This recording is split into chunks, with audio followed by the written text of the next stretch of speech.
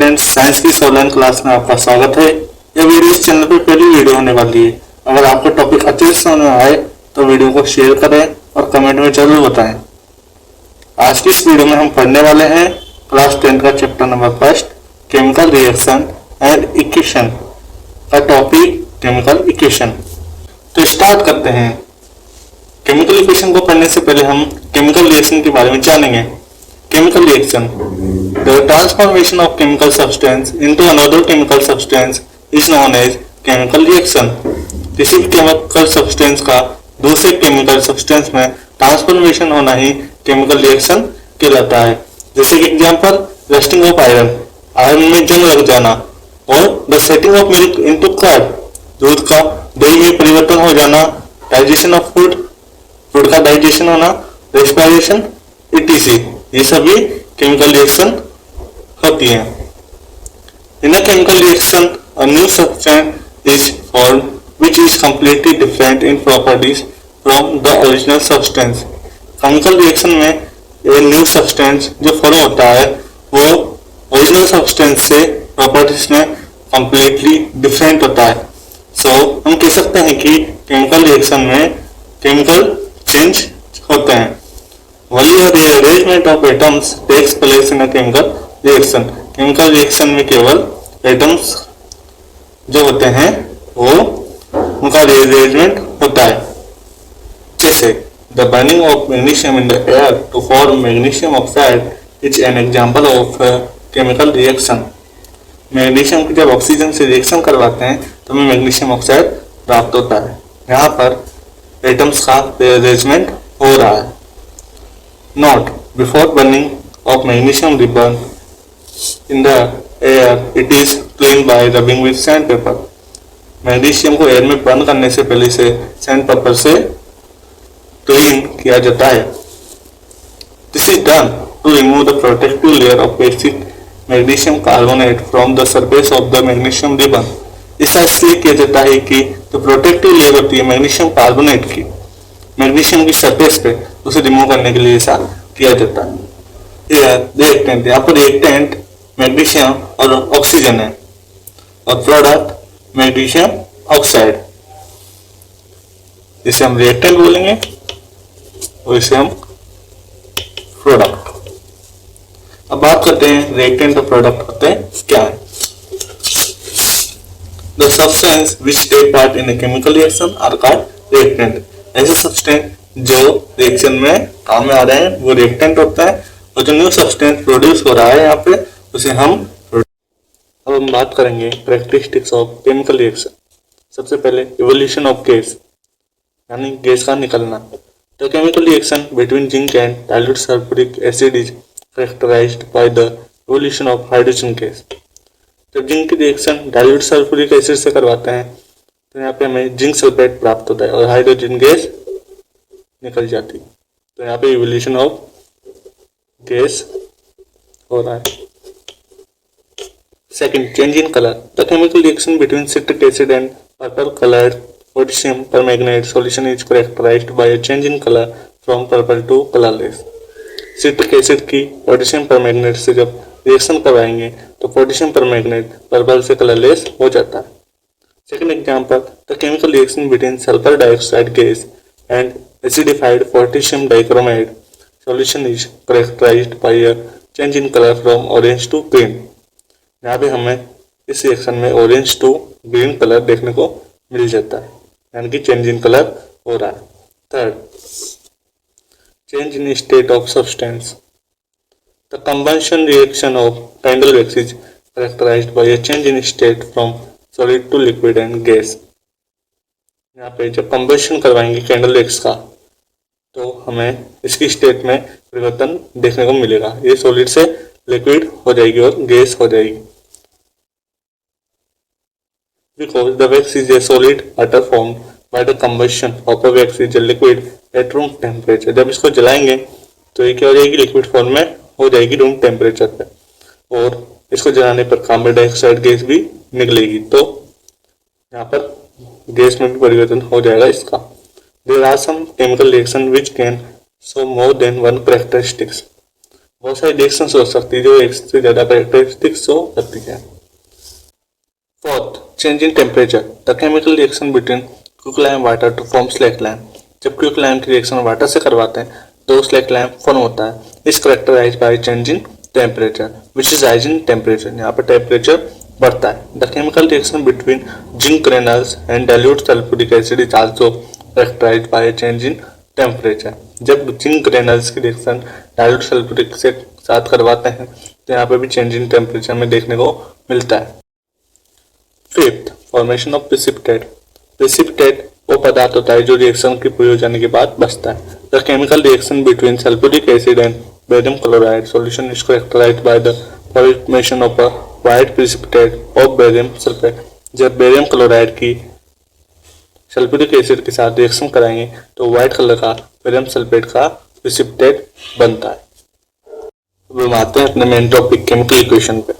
Representation of chemical reaction using symbols and formula of the substance is called chemical equation. Chemical reaction का representation, symbols, formulas और substance का use करके उसे हम chemical equation कहेंगे। Example, A plus B reaction C plus D। यहाँ पे हमने symbols का use करके reaction तैयार किए। In this equation A and B are called reactants। A और B यहाँ पे reactant है and C plus D are products। The arrow show the direction of the chemical reaction और arrow direction show कर रहा है chemical reaction की। When hydrogen reacts with oxygen it gives water। This reaction can be represented by the following chemical equation। अगर words में हम लिखेंगे तो इस तरीके से लिखेंगे, हाइड्रोजन प्लस ऑक्सीजन रिएक्शन करवाएंगे वाटर के साथ। और सिंबल्स में हाइड्रोजन का सिंबल होता है H, ऑक्सीजन का O।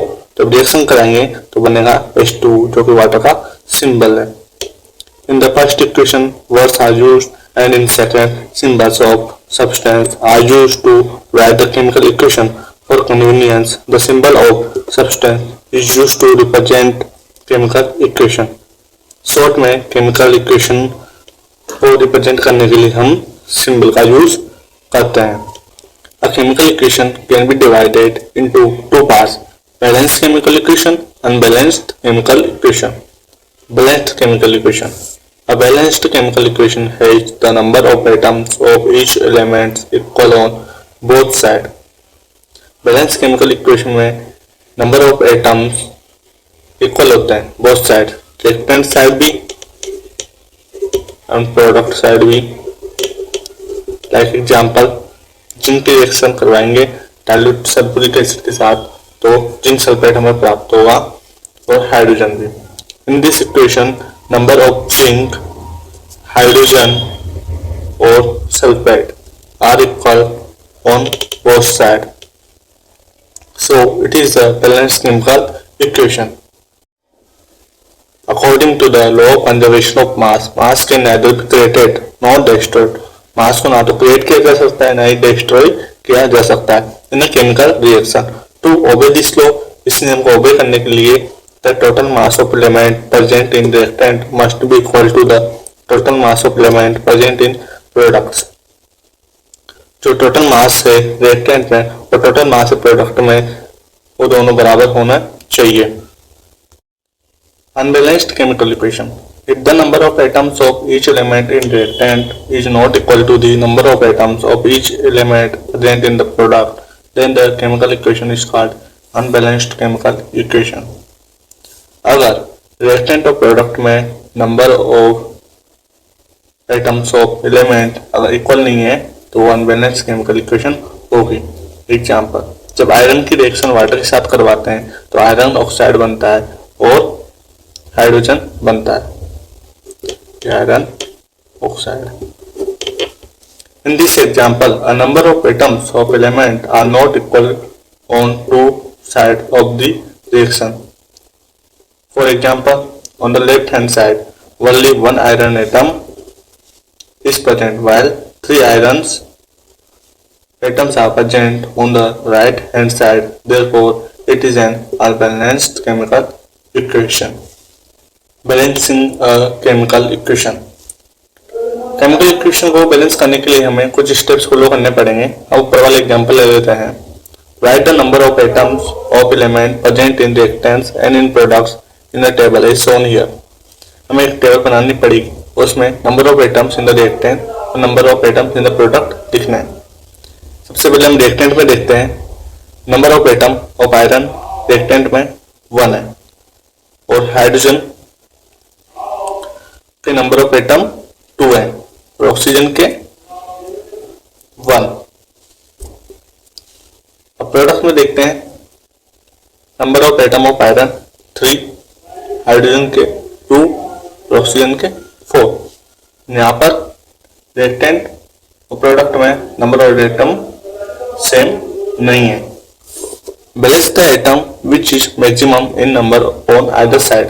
हमें बैलेंस करने पड़ेंगे जो मैक्सिमम नंबर ऑफ एटम है उनको दोनों साइड में। In this equation the number of oxygen atom is the maximum on the RHS। RHS में ऑक्सीजन एटम है, उसके नंबर मैक्सिमम है। To balance the oxygen one needs to multiply the oxygen on the LHS by 4। तो हमें LHS में 4 से multiply करना पड़ेगा। ये है RHS और ये है LHS, तो हमें LHS में 4 से मल्टीप्लाई करना पड़ेगा। So that the number of oxygen atom become equal on both side.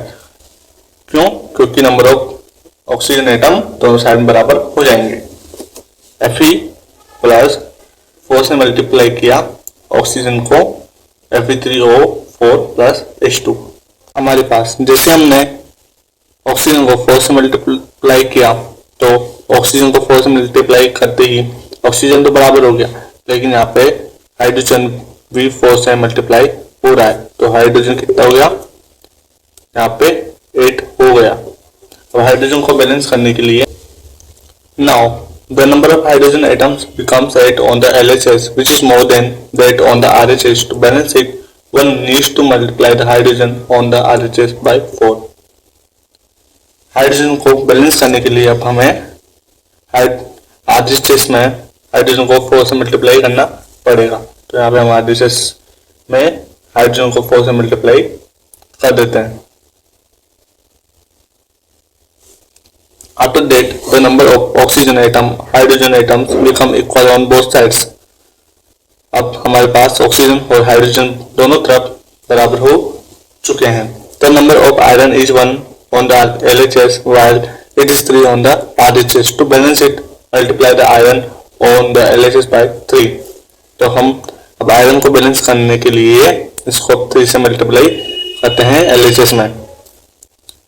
Now the number of atom of each element become equal on both sides. Thus this equation become a balance equation.